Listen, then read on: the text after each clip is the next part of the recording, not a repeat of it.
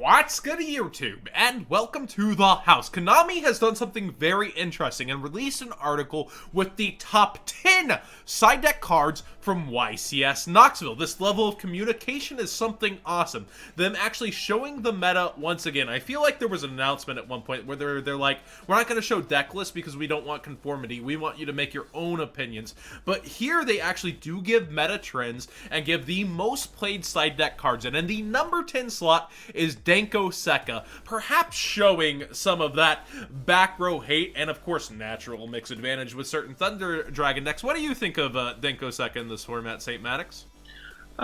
It's pretty decent, especially against Orcus and Salad. I could definitely see it being further played when going into the NAWCQ season. And of course, Altergeist, Guru. You always expect rogue options, especially through the Swiss rounds. Although this YCS had a super concentrated field, you have to remember those past metagames had 12 freaking different decks topping. So, of course, Danko CEQA is really good at shutting down a lot of rogue decks, too. Definitely, definitely. In the number 9 position here, a card I've been harsh on, didn't expect to see it here. Mystic Mine. Oof. I'm not the biggest fan of this card, so to see it in the top 10 sided is a pretty big surprise for me after not seeing that big of a representation in Top Cut. It seems like people really trying to use this. It's surprising. Why do you think this is in the top sided cards and not main cards, Saint? Yeah, no. So I was checking out the top 16 deck profiles. Shout out to Deuce Mayet and Avery Foster. Texas Squad. They were playing it in the Orcus deck. And the great idea of it is that you play set rotation in order to out your opponent's field spell. In order to set it, it's also a big auto win against Thunder Dragons because you make them, you bait out the hot red or any other field negate, and then you activate Mystic Mine when you have no monsters. And if they're playing the Second Life version, you automatically basically deck them out, and they can't win from that. Yeah, so turning out that it's not just a build the deck card, it's going to be abused and used in meta. Oof. And a great way about that is if your opponent summons more monsters than you do and has that on the field, if you activate Mine, you can pretty much combo under Mine and then not be afraid of hand traps except for impermanent. So our next cards are actually all tied, so I want you to keep that in mind. 6, 7, and 8th place all are a 3-way tie in use exactly. Pretty amazing. And we're going to start out. So number 6, number 1, Droll in Lockport. I don't think this is any kind of surprise. People are more shy to main it, but of course, really great against the danger decks, but not so great against others, such as like Orcus can actually perform somewhat well under Droll in Lock. Yeah, mostly Droll in Lockport is just there for Thunder. Pendulum, the newer Pendulums do end up searching a little bit more, but Pendulum's also shown it can do pretty well under Droll and Lock. Mm-hmm. I think Droll and Lock, it's not the game ender it once used to be around the meta, but it still does its job relatively well enough. That's why you're seeing it shy away from main deck, but still chock full of the side decks to end up in number 6. Similarly, a much more expensive card tied for number 6, Phantasm. There's not enough to be said about this. Great against Solomon, great against anything Link summoning. You're going to get your advantage if you know they're going into the Guard Dragon engine and Thunder Dragons. You've seen a Saryuja. Oh, I can wait till you're going to LP. That kind of stuff. Phantasm, just such an amazing card throughout the metagame. Surprised not to see it main deck more, but of course you don't want to see it when you know you're going first. And a newcomer here tied for number 6 that is sweeping in all the way from Strike and Neo. It's one of my favorite sets.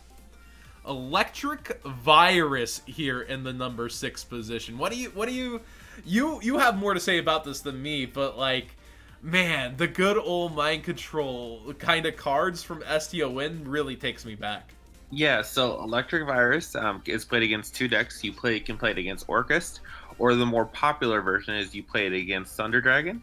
When they end with the standard board of Hot Red, Harbinger, Colossus, what you do is you Electric Virus and attempt to take control of the Hot Red. They're then, if they're smart, they will then be forced to blow their spears and bounce the Hot Red so you can't take it. So effectively, you're dealing with 2 interruptions at that point. However, if they misplay and you actually do take the hot red, you can use hot red to negate the Harbinger or the Colossus, and then attack over the Spheres, basically making them use the Spheres anyway, no matter what. Yeah, it's this little electric boy from all the way back, and it's technically a Thunder card, so like certain variants of Thunder Dragon might be able to even search this. That's an added bonus for that mirror match. And going up to the number 5 position is actually kind of not a surprise, but a surprise. Ghost Ogre and Snow Rabbit's been finding its way back into meta after metagame, so actually seeing more play inside decks than Phantasm, more than Danko CEQA, more than Droll. Why do you think Ghost Ogre is seeing itself all the way up here? I mean, Ghost Ogre has shown in the past just to be a good standard standalone board wipe removal process for. In terms for Thunder, you hit the Saryuja. Orcus, you hit the Mermaid, the Galatea, whichever one you need. It's just a good card. You can also end up holding it for the Guard Dragon, so let's say they have the Saryuja or Triple Burst and the LP, because a lot of the plays end up going through, like, getting the LP under beat cop when you have a worse hand than Triple Burst. Like, you hit the LP, there's not 2 pointers anymore, very similar to how we used to hit Summon Sorceress, and there's not pointers anymore. It's just this key disruption where they can't get anything else going. Yeah, and one of our viewers also just mentioned you can hit the multi-roll, too. I mean, we can't forget Sky Striker in this way, too. So, 3rd place and 4th place are actually a tie. So, 3rd place, number 1, is a very cheap card, a favorite. I would say pick this up, and I believe it's soon getting a hollowed out version. Pank Red Tops. Again, similar to Phantasm. We recognize this card in the meta.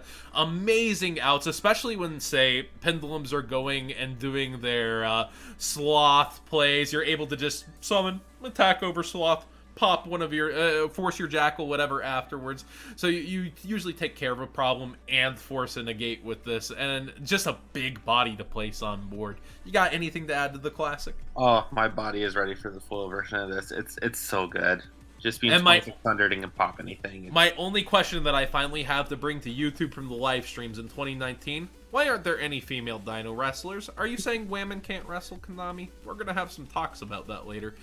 I'm assuming all their genders, but yeah, I would like to see female Dino wrestlers, the women's revolution. The women. But tying him, something that used to be $70 and quickly went down to $30, no material is finding its way into the metagame. Wow, 3rd place, huh? Tying for 3rd. Did you expect to see this cited so much?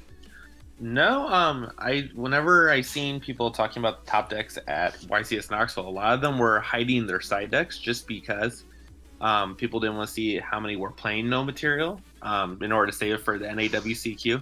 But this is pretty crazy to see it like all the way up here. I mean, it's a really good card depending on the format, but I can see why people are playing it though.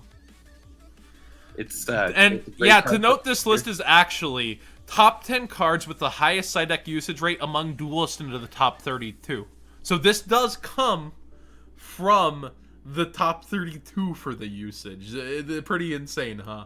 Yeah, that's crazy. So the top players are all choosing, for the most part, it seems, to play no material. So yeah, you have the Solid Boy option, Mermaid. It's just crazy to think that so many people were shunning this card. I saw a post in Zodiac, like, trying to shun no material recently, yet here we have top 3 uses. Pretty crazy. In the number 2 position, actually, I find it surprising to see this cited even more than Danko. It's Twin Twisters. I would think Danko... I mean, I'm a Thunder Danger player, so maybe I'm biased and I use Red Reboot still with the... And I'm surprised not to see Red Reboot in this top 10, but Twin Twisters, why do you think this is outshining Red Reboot right now? So Twin Twisters, I can definitely understand it. I mean, it is a good card for generic back removal, but however, it's also phenomenal against all the players that are playing Mystic Mine right now. It's a way in order to counteract that, especially if people set rotation you. Now that most of Orcus decks are starting to convert over to a Mystic Mine version, Sky Striker is playing Mystic Mine in their deck as well. It's a way so you don't auto lose. And I think that's what a lot of Thunder Dragon players are now thinking, as well as a lot of Orcus players are now thinking when main decking this card. I've seen people even starting to cite Cosmic Cyclone besides main Twin Twisters, just because of the fear of Mystic Mine in your opponent's deck.